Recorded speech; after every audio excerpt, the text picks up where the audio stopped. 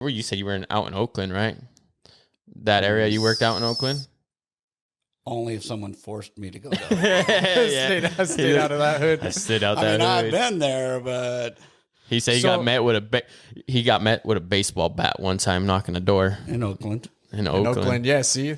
Oakland. So is the water considerably different in California than here? And this is interesting because we have so many Californians coming in here.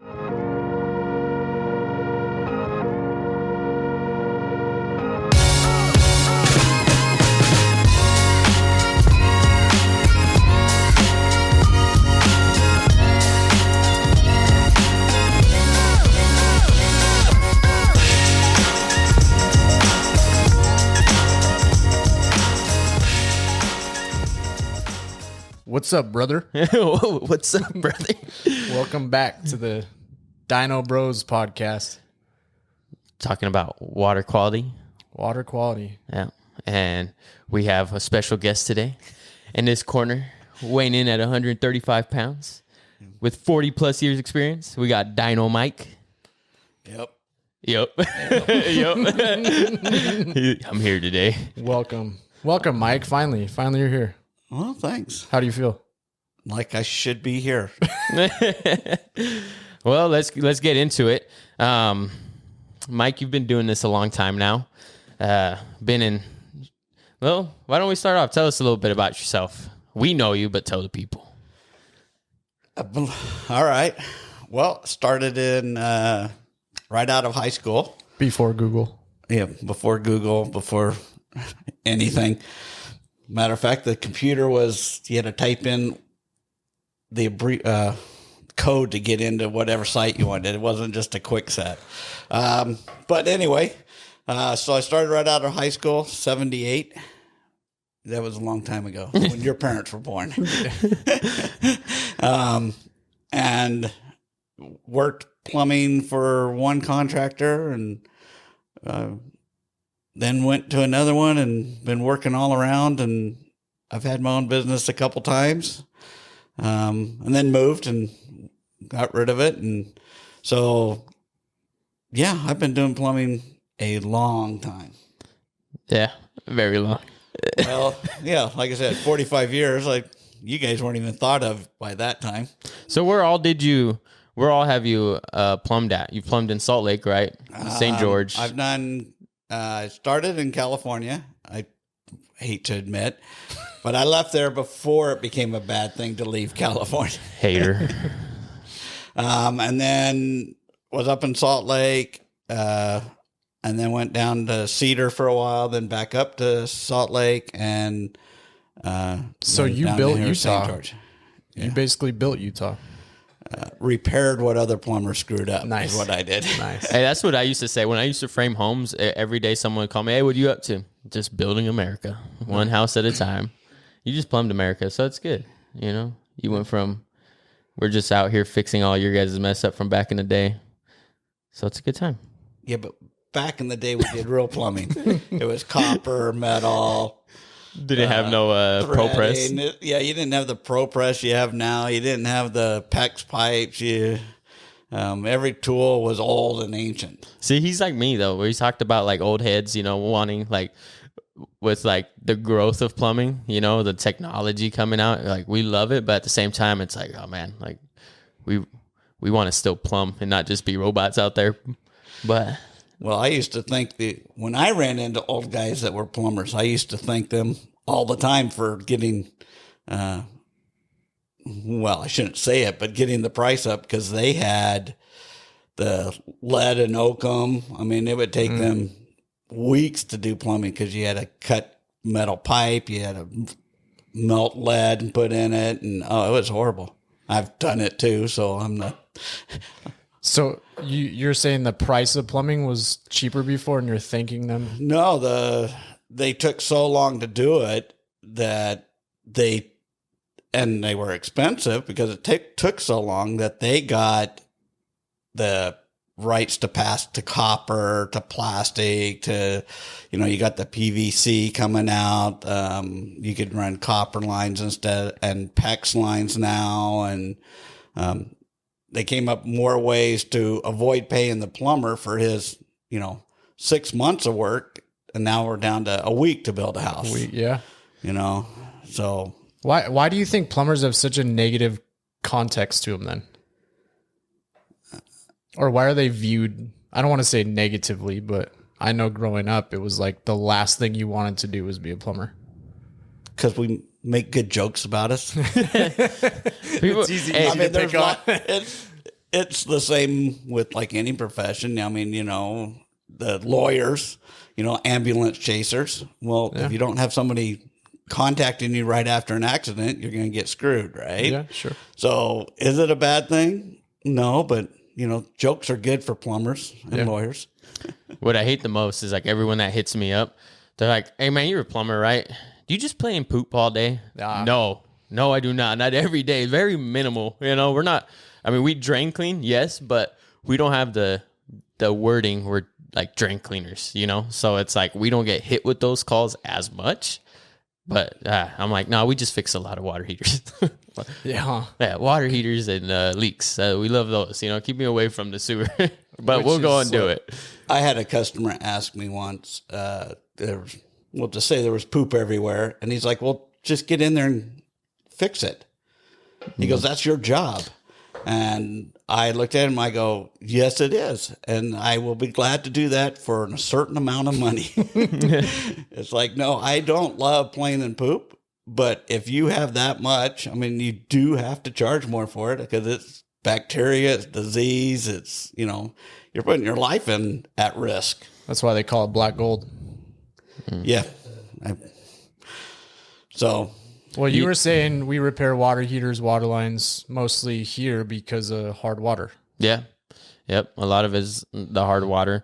I mean, it's age and I mean, there's a lot of variables, but I mean, we do in St. George, we have crazy hard water, you know? So that's the nice thing too about having Mike here today is him being plumbing in California and Salt Lake and everything. He could see the difference in what water quality is. Cause I mean, out here we see it like, I went back to a house that I did when I worked for a different company, right? I went back to their house and I did a water main for them like 3 years ago or something like that. And within those 3 years, there's already like calcium buildup on one of the couplings I did coming into the wall. And I was like, man, it's only been 3 years and there's already like, we already have hard water showing signs. Like that's insane to me. But you know, the problem is they're not. You don't soften the water before it comes in. So everything after the softener is taken care of, but that water main coming into the house is just already getting beat up pretty quick. So what is hard water and how do you measure it? Hard water is just what's in it. You've got certain chemicals left and right. I mean, there's the calcium, there's, in some areas you've got, like cyanide. Yeah, right, I mean, yeah. It's everything. And it doesn't all get removed with a softener. Softener removes a certain amount of things, and everything it removes is what are all the chemicals that they consider hard water that make the calcium and the buildup. So it's several different things that are in it that. So our water is like working together to fight us. Yeah, basically. Yeah. So if you had your hard water set up and you were looking at it online and, you know, if you look up what it does, the sodium that exchanges for it is designed for that part of it, to get that out, which is what causes the problems. So like my house, I have a ton of the white stuff all over my sinks and my fridge and basically anything water touches. That's what the hard water is, or that's the result of hard water. Yeah. It's the calcium buildup. You know, I was looking up something the other day, and, you know, we're here as plumbers, but I was always taught through my master plumber that it was measured in parts per million, that hard water was, but I was actually looking it up, and it's actually measured using grains per gallon or milligrams per liter as calcium carbonate. Man, I don't know why I butchered that. You're a plumber, not an English teacher. Right? I'm like, dude, that's brutal. But like it says, water with more than 7 grains per gallon is considered hard. Southern Utah sits about 18 to 25 grains per gallon. But I was reading that like couple months ago, right? And I was like, you know what? Why was I taught the other way? I was always taught it was parts per million, but I was doing a lot of research, and it was actually measured the other way. So I always, for the longest, I was always telling people, oh, it's 22 parts per million, but it's actually a whole different process. So what does that mean? Like, because I came from California, right? And I didn't know anything about plumbing then, but coming to St. George, I constantly hear that our water is hard, like harder than anywhere, which also isn't true. I mean, we have really hard water, but where do you think we rank in the country for hard water? And why is that important to the people that live here? Oh, me? Yeah, you, baby. Looking at you to answer that, master plumber. Okay. So hard water nationally, you can look up a map and see it, and you'll see that almost everywhere that's near mountains has hard water, which I always thought it would be the other way, because if you're down in the valley, the water comes down and picks up more and more and more and Right. comes down in. But like if you were to go to certain parts of Oklahoma, they have soft water and nobody uses softener because they are in under 5. And we usually say go off the hardness scale, like you say, and the hardness scale goes from 0 to 13. And Wait, and you said we're at 18? Yeah, we're at Yeah. 18 to 22. the Some scale, areas, some are like 25 here, depending on what part of southern Utah you're in. You go up to 25, and then you got well water. That's a whole different ball game too with hardness. Some So are it's brutal. 1 to 13 is what's measured, but everything past 13 is just very hard. And the only reason you need the number is to set up your softener on how hard it is. But the scale only goes to 13. And actually, it really only goes to like 11, because at 11, it says very hard. 11 to 13 is very hard. And everything past that is very hard. So the numbers are really low compared to what we have in St. George. that's crazy. So essentially, as soon as you move into your home or your home's plumb and built, you're a ticking time bomb until something fails. Yes. For the most part, yeah. If you're not protecting it, you really should be protecting. I mean, that's the biggest thing, at least here. You know what I mean? Like, I'm not the guy to tell you what California looks like, because I haven't done that research, but He could tell us. yeah. And you said you were out in Oakland, right? That area you worked out in Oakland? Only if someone forced me to go there. Stayed out of that hood. I stood out I that mean, I've hood. been there, but He said he So- got met with a baseball bat one time knocking a door in Oakland. in In Oakland. Oakland, yeah, see? Oakland. So is the water considerably different in California than here? And this is interesting Yeah. because we have so many Californians coming in here that won't be educated on this specific topic. So, like, we have galvanized pipe here, and they have galvanized pipe in California, like underground galvanized pipe.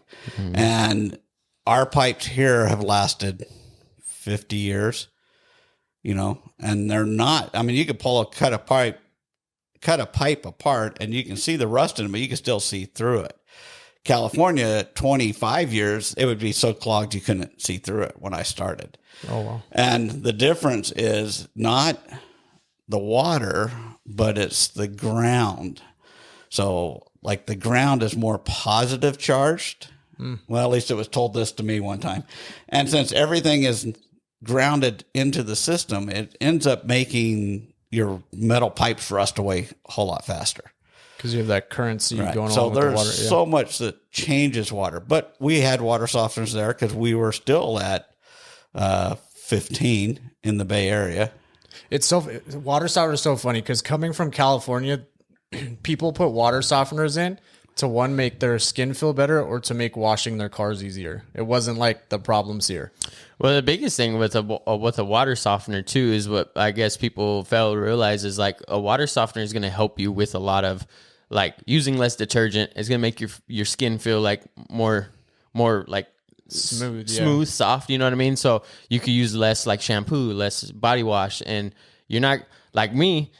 I'm pretty tan, I got that tan going on. So I get ashy quick out here. And in California, my parents, they had a softener on their house. They still do. I really didn't have to put on lotion out there because I was always like, I didn't have that issue there. But here it's like, man, if I go a day without putting lotion on, man, like pass as a white man. Like it gets bad, you know, but it does help. Softeners help with like just the quality of life, really, in that aspect. So, you know, some people don't use pods for their clothes, like, you know, the Tide Pods or whatever. They'll use like a cup, and you're having to pour so much to make your clothes feel clean. With a softener, you really don't have to. You could use less, and your clothes will feel a lot cleaner. So how else does hard water affect the daily lives of people in Utah? So let's say you have a little tiny control valve in your dishwasher, which you do, and it starts getting built up with the calcium. Well, then your dishwasher is not going to work. So now you're either hand washing your dishes or you're buying a new dishwasher. You know, your water heater that is getting built up with calcium, especially if you have an electric one down here, which a lot of people do. The calcium builds up on that and starts interfering with how hot you're getting. Still takes the same amount of energy, it just takes longer now to heat it up. So hard water, you know, I get people, I don't care. I don't like the feel of soft water. You know, I'd rather have hard water because I don't like the feel of soft water. You don't like the slime? Well, it's only slime because you're using too much slope. Slope. Yeah, that's a slope. Yeah, that's a crazy amount of slope you got there. It's only that way because you use too much soap. I'll talk to people and tell them, if you're in the shower, you can't use a bar of soap. If you're going to do it, you have to have a scrunchie or not scrunchie. What do they call those little spongy things? Loofah? Loofah, yeah. Anything like that, or a rag. You got to get something like that. You put the soap on it, and then you put it on, and you'll see that you soap right up, and you don't have a slime film. Matter of fact, I know when I'm out of salt when I'm washing my hair, and I don't have that much hair. I mean, I do. I have lots of hair. Yeah, it's just very short. Yeah. I can tell by washing it that the soap's not doing what it usually does. And I'll go out, and sure enough, I'm out of salt. So there is a difference in how things are used in your daily life. Everything revolves around it. Well, and he talks about like the life, or like really touch base on the lifespan of your dishwasher, you know.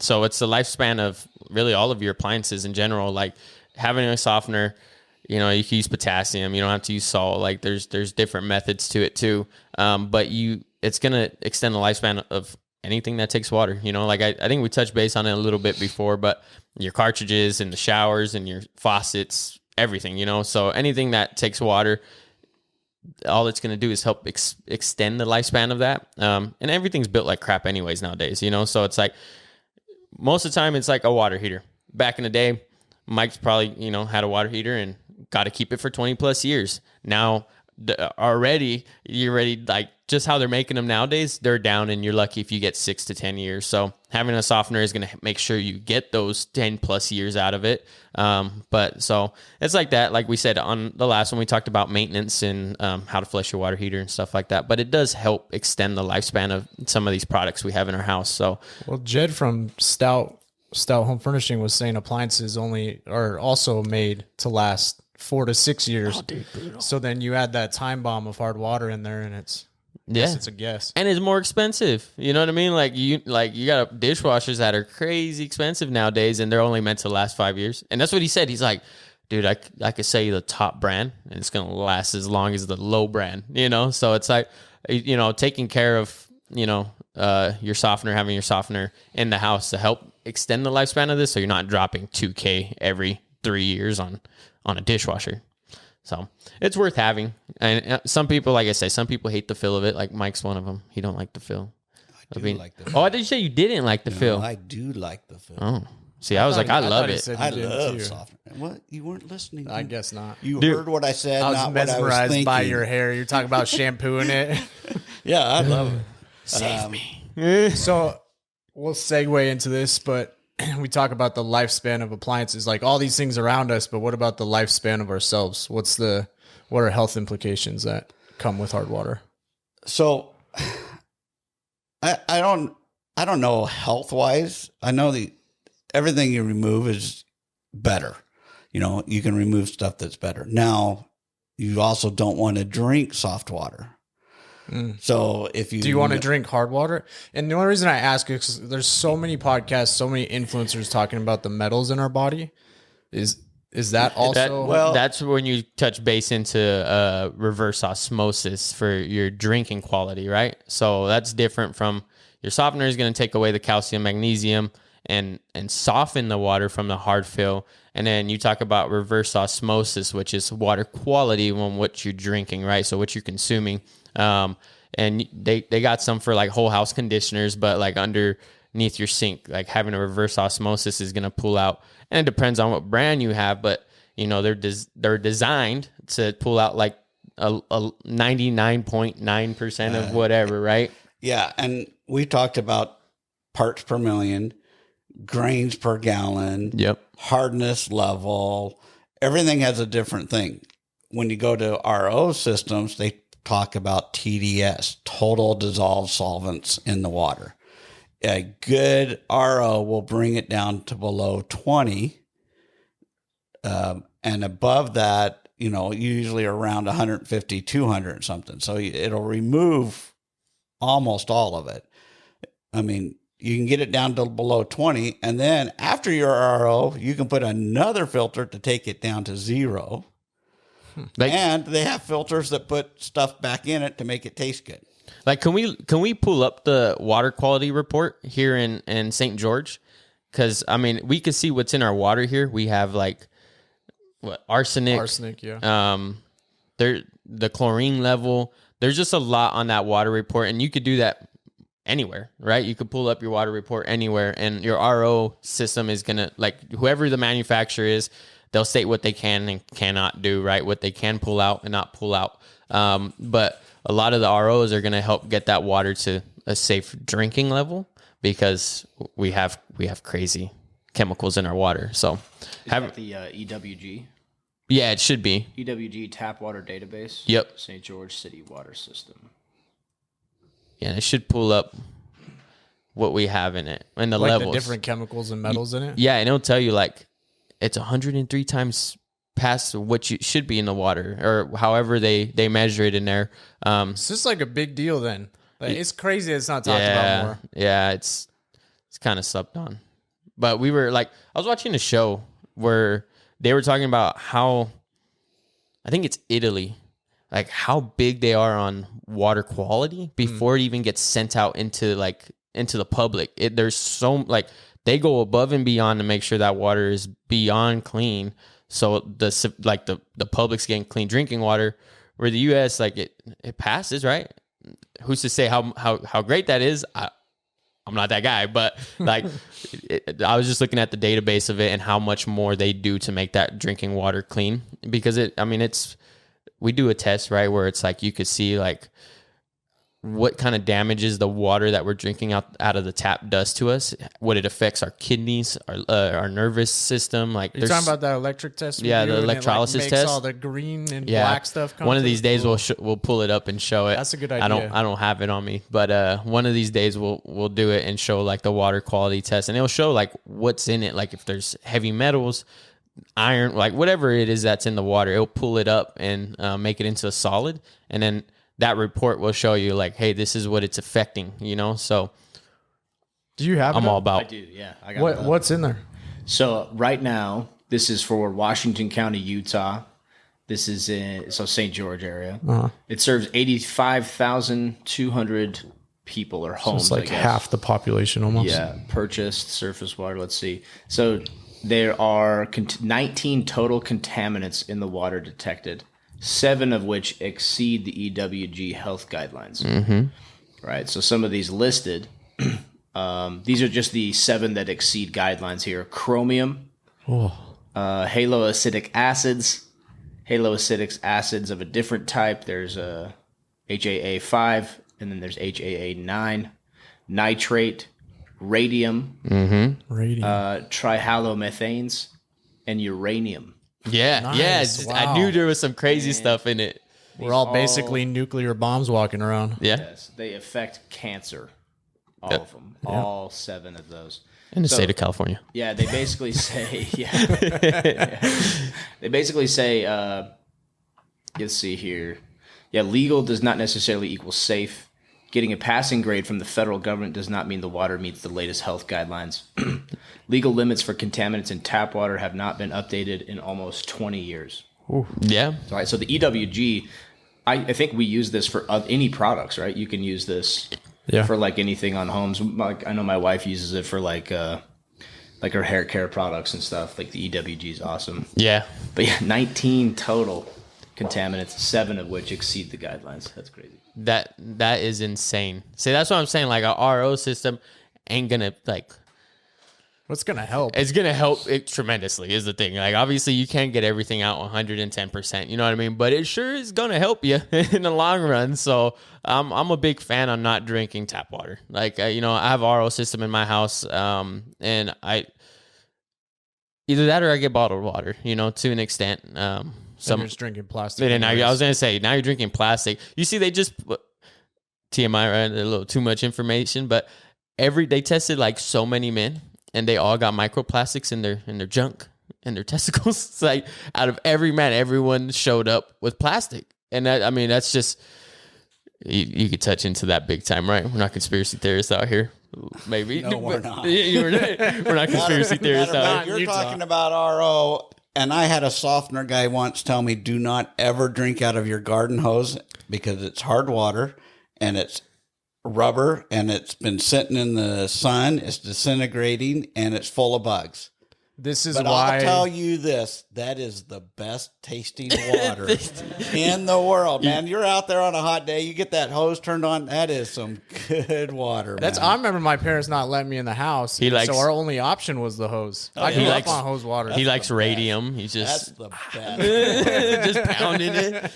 It just starts glowing That's at why night. he grows green at night. Yeah, he's like, why am I glowing tonight, man? Freaking garden hose, man. So that's why you said that you're not supposed to drink water from a water softener, from a system with a water softener.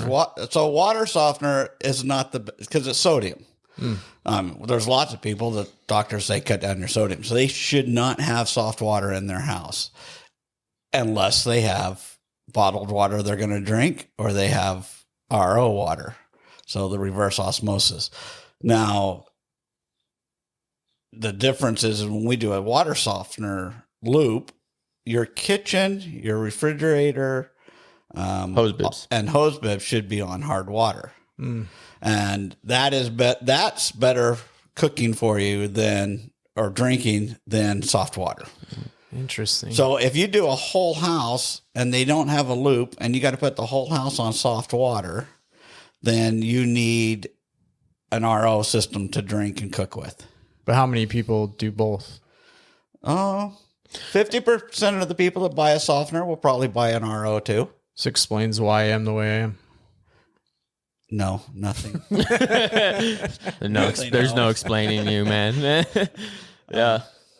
But like he says, that's the biggest thing. Is if people are going to the extent to protect their plumbing system, they're usually going to protect themselves too. So having an RO is a big thing. It's like when we walk into a house and I see just stacks of like water cases. I'm like, you guys just want an RO and it's like cut down on like for one plastic. Like it's a problem, man. Everything we touch nowadays is going to kill us. It's a problem that we're in now. But with that, it's like you could take the steps to protect yourself. And I think having an RO is good. And then it cuts down on your, the landfill, plastics in landfill. So, again, RO is good, but you also waste a lot of water too.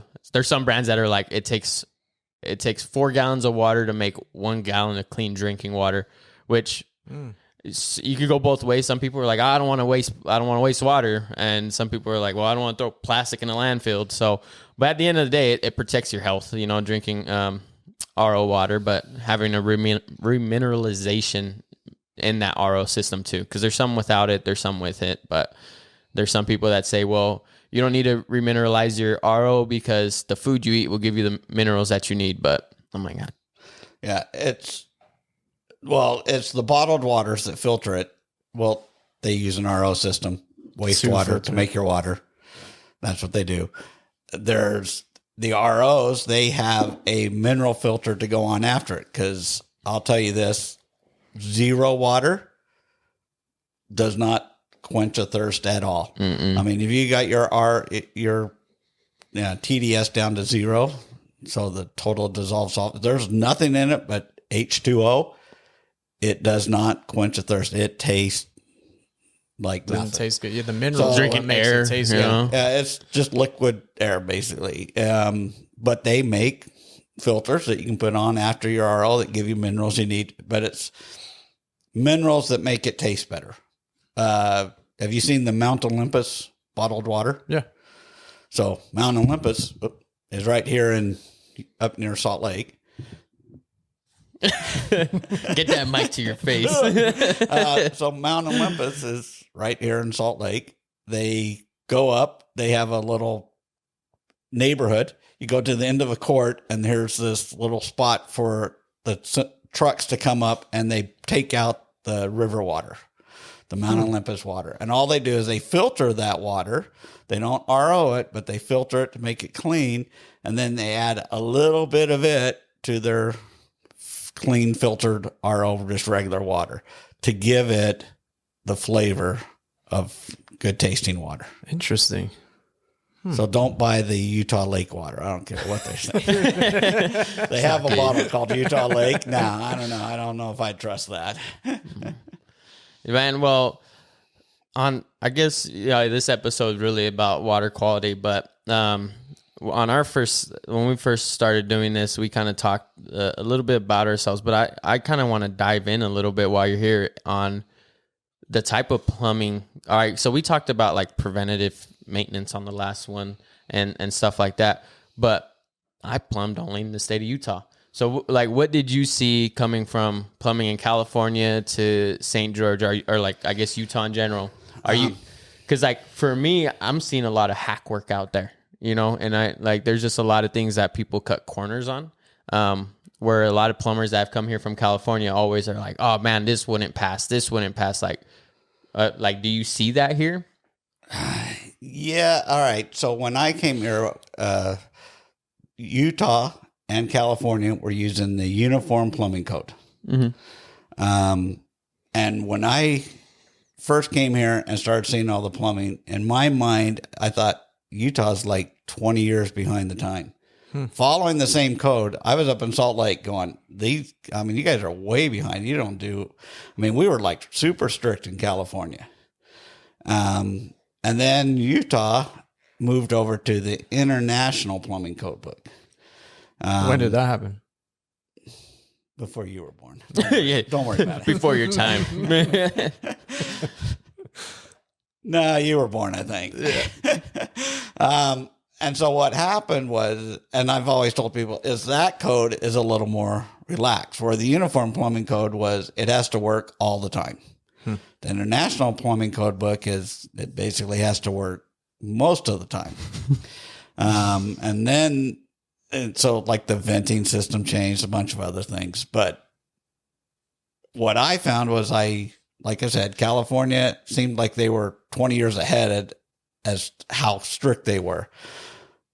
Stayed up in Salt Lake, and they were catching up. I thought, we're doing really good. We're probably as even as everybody else. They're following their code books. They have inspectors coming out.